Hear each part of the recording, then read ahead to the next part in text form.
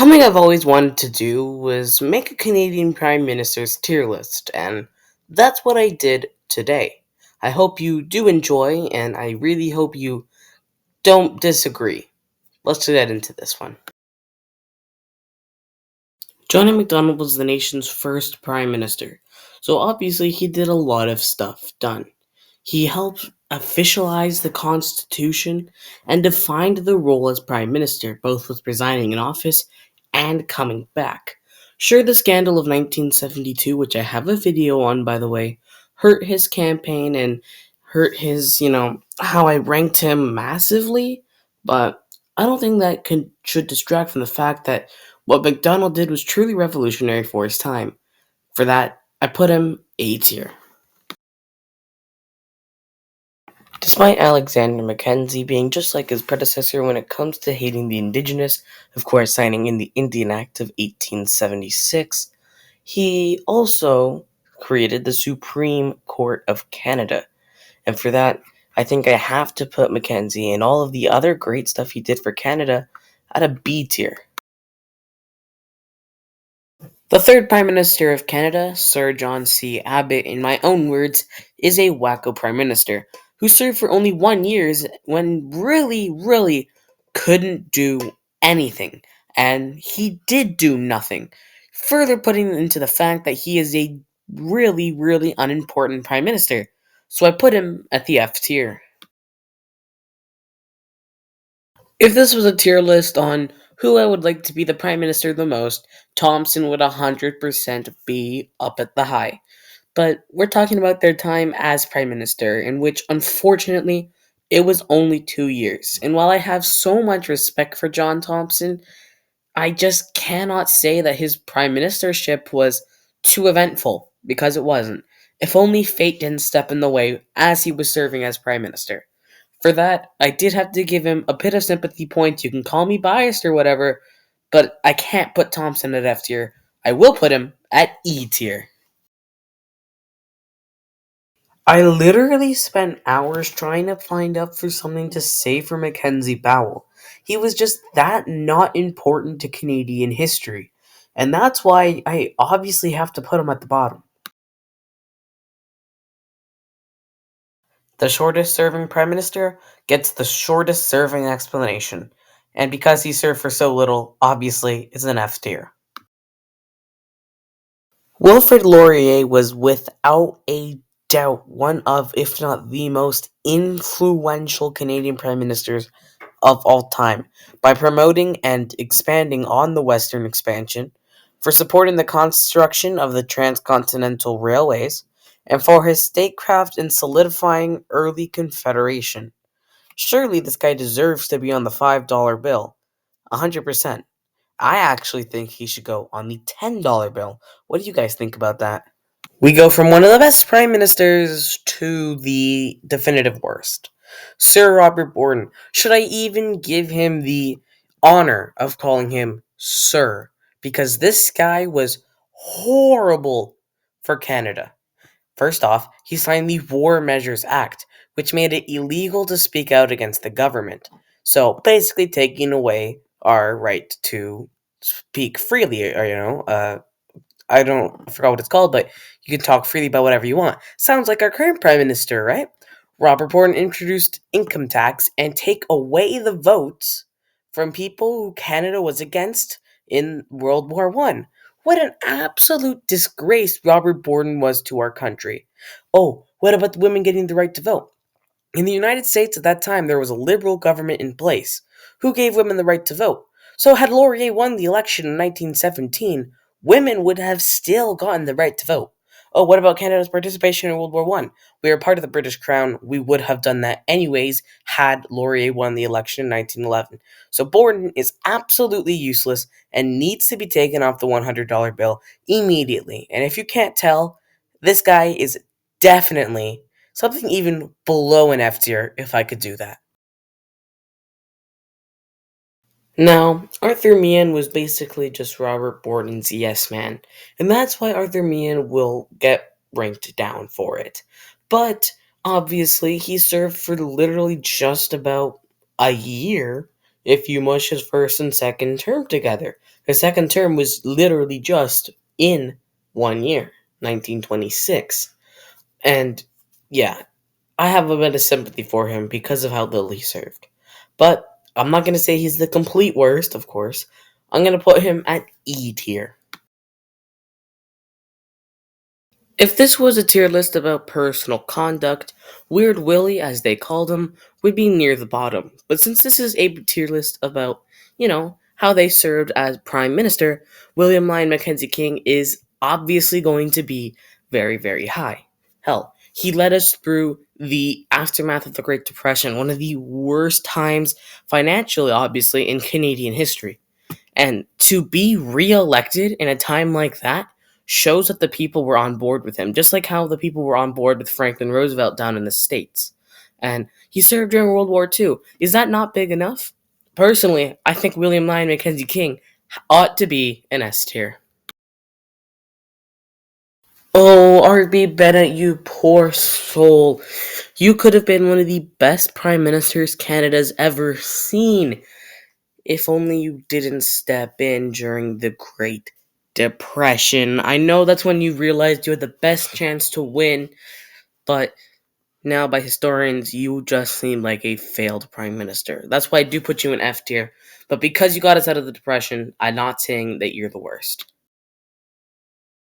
Louis Saint Laurent was actually, I wouldn't say he's one of our top three best prime ministers, but people definitely don't rate him as highly as he should be.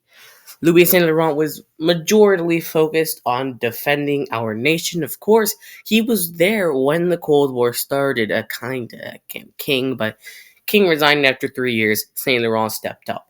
In his first 12-month cycle, not even, he started NATO and had Newfoundland and Labrador join, or technically back then it was like Newfoundland or whatever, joined Canada. That's an accomplishment in itself, and that's why I have to say this underrated Prime Minister gets A tier ahead of Sir John A. Macdonald. When you really get down to it, Diefenbaker didn't really do that much, but I would put him very high. I think many people would. Mostly what he did was for the Cold War, and people were thinking, what if we put some missiles in the country? Diefenbaker's party was split right down the middle about this issue. And you know what they ended up doing? They ended up just not doing it. The party wanted to oust him from leader, which makes him no longer the prime minister, which I think is pretty funny. And because of it, I have to put him at B tier. Oh, Pearson, where do I even start with you? You brought us in free healthcare. Well, not really. We still paid through our taxes, but it's better than what the Americans have, right? Or what about the flag? Or bringing in the missiles? I'm kind of split 51-49 against it, but he still brought in the missiles. If I was alive that time, I'd be happy with him. I am astonished with what Pearson was able to do in 5 years. And for that, he is my personal favorite prime minister, S tier. Yes, okay, yes, I know Trudeau is Trudeau's dad. Obviously. But Pierre Elliott Trudeau did bring in a couple of good things. I can't list a couple of them right now, but I'm sure that he has done wonderful stuff for our nation.